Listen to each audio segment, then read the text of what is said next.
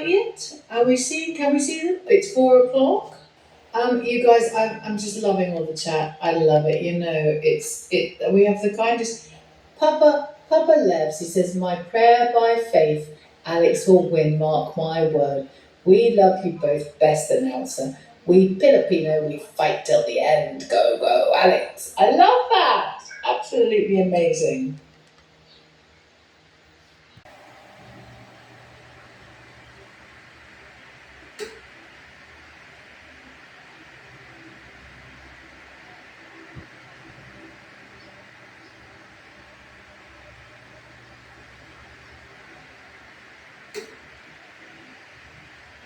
Hello, good morning. Good morning, everyone. Um, ang laro ni Yala ay very, very, very exciting. Bago maglaro sila, si Coach Dan at saka si Madam, uh, nag-view ng laro ni Yala. So, nag-comment tayo dyan na sabi natin, in my prayer, by faith, Yala will win. Mark my word. When I say mark my word, talagang ang tiwala ko at mananampalataya ako sa Diyos ay talagang sulit. No? Walang doubt, walang doubt. Don't doubt. Pag nanahangin tayo, walang doubt. Talagang trust with faith. Kasi pinakita talaga ng Diyos dyan ang aking panalangin na sinagot. Sa second set, imposible na nanalo dyan si Iyala sa second set. 5-1, akalain mo yun, 5-1. Tapos kalaban mo, defending champion.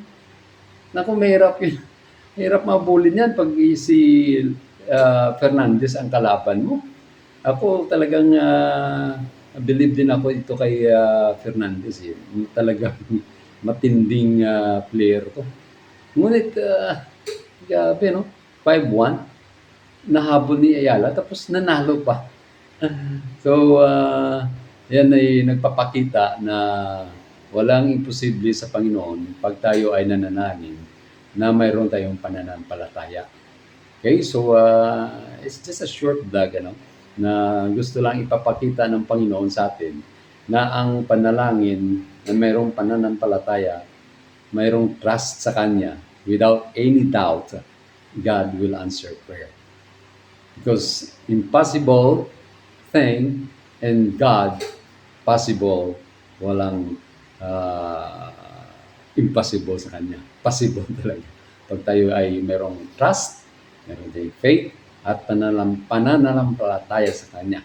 Ang importante ay yung pananampalataya natin sa Kanya na siyang ating tagapagligtas. Okay, so hindi lang kay Yala itong panalangin na ito sa ating buhay din, no? Na kung tayo ay nananalangin, kailangan meron tayong faith, meron tayong trust, pananampalataya sa Diyos, na without any doubt, talang ibigay sa Kanya, sasagutin talaga ng Panginoon yan. So my prayer, prove that God is alive, that God answers prayer by faith. Okay, that's it. Thank you very much, and God bless you all. Sa sunod naman na laro ni Yala ay sa quarter final na siya. Grabe na to. Matinding labanan to. Matindi din kalaban ito. Ngunit ako ay manalangin with faith, in trust, without doubt sa Panginoon natin ng aking prediction, no? Sa aking pagsubaybay kay Yala. Si Yala ay dito ay maging champion dito. Grabe. Ang kapasidad ni Yala matindi. Ang kanyang determinasyon, ang kanyang sipag, at ang kanyang puwersa ng lakas. Yung improvement ni Yala dito. Okay, so ito ay nag-remind lang sa atin na prayer by faith, God will answer. Okay, any problem, any needs na darating sa buhay mo, just kneel down and pray with faith sa Panginoon. Okay, so shout out dyan pala sa aking anak na si American ng Hilaw, yung apo ko na maganda at kapisoy, si Arya at saka si Aryan, saka si Alcatin, at saka Joy Joy, ang aking kaibigan matalik si Perot, kasama ako sa pagtitinda ng siumay diyan sa Iloilo City. Okay, thank you very much and we'll see you again sa paglaro ni Yala sa quarter finals. God bless you all and continue pray by faith. Okay?